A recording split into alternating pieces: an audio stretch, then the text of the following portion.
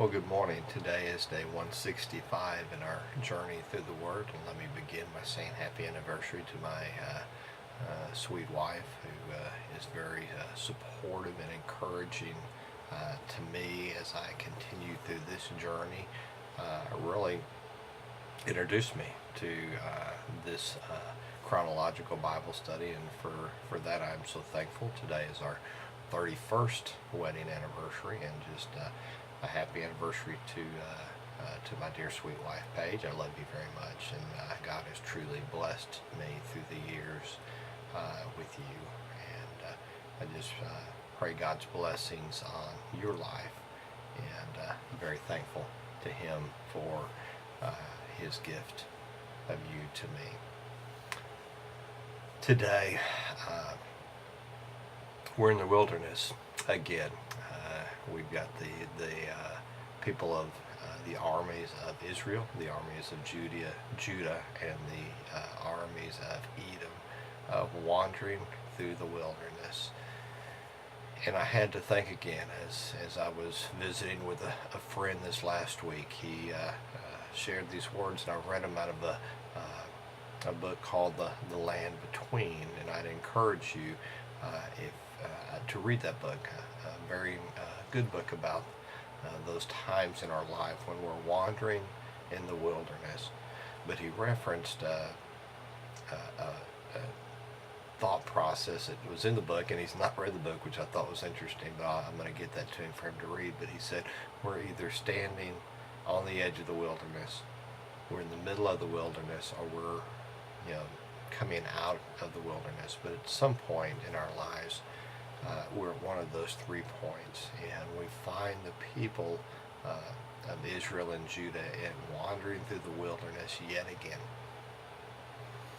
And I think it's sad that they wandered for 7 days, and they have no water for themselves or their animals. And after 7 days, then they began to start to seek God's will. And only then did they stop and say, is there a man of God among us? And I think that's sad that we do that in our lives, that we try to do it on our own. We get out there, we don't stop to ask God. Even the most basic of things, God wants us to bring to Him, and we don't do that. We just try to do it on our own. I try to do that on my own, and that's I find that saddening in my life as I do a personal reflection, that I too many times try to do things on my own, and I don't stop and consult God in all things. Saying that, I want to jump back earlier in our reading today, where the king tries to get Elijah to come to him.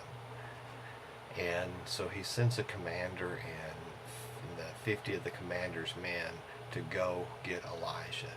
And first of all, the very first reference in there where the commander comes in and says, the king commands you to come. And so I want to go up and look up some of these words that were used today. The king commands you to come. Command is to direct with a specific authority. Yeah, he's the king.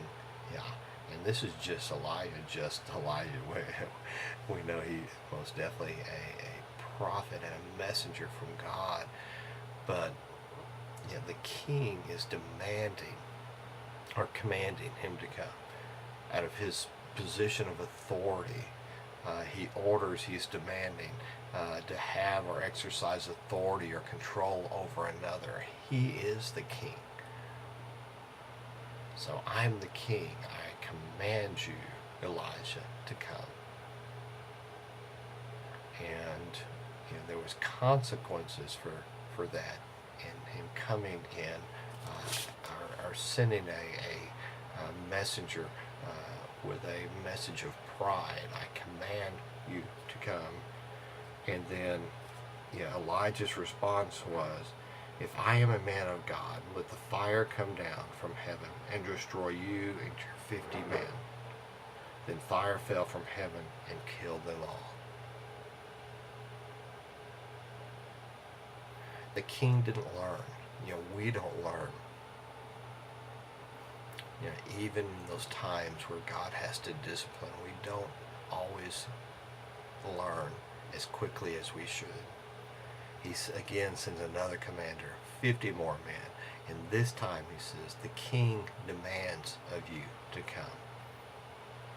O man of God, the king demands you to come. So I looked at the word demand. Demand is to ask for with proper authority.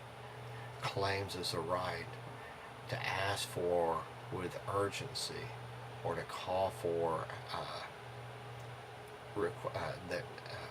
to call for, excuse me, that faded to black there, or require as just, proper, as a third, or necessary. The king is demanding that Elijah come. Again, a request of pride. I demand you.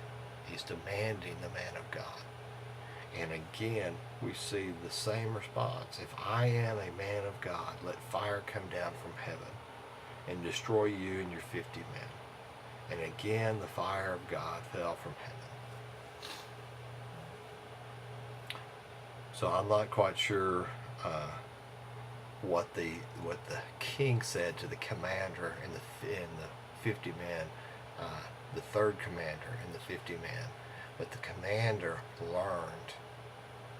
He learned. I don't know that the king learned in this, but the commander learned that he had to come to him at a point of humility. So the captain went up the hill and fell on his knees, and he pleaded with Elijah to come. He appealed, or earnestly appealed to him.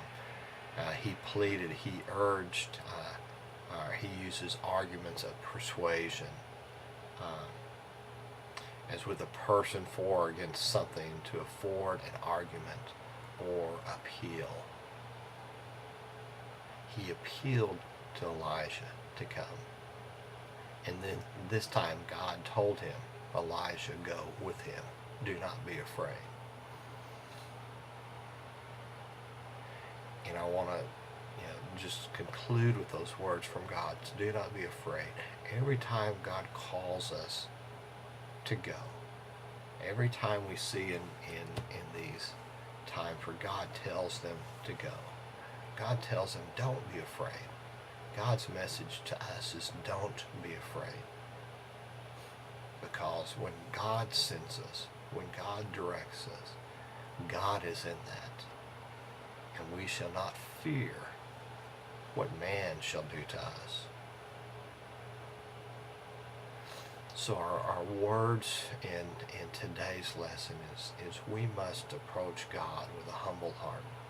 We can't come to Him in our prideful way, commanding of Him in our prayer life. We can't come to Him in our prayer life demanding of God.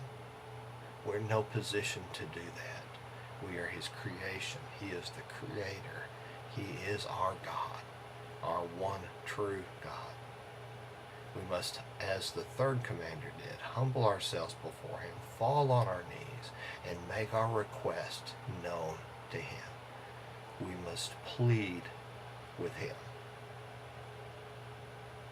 God hears all.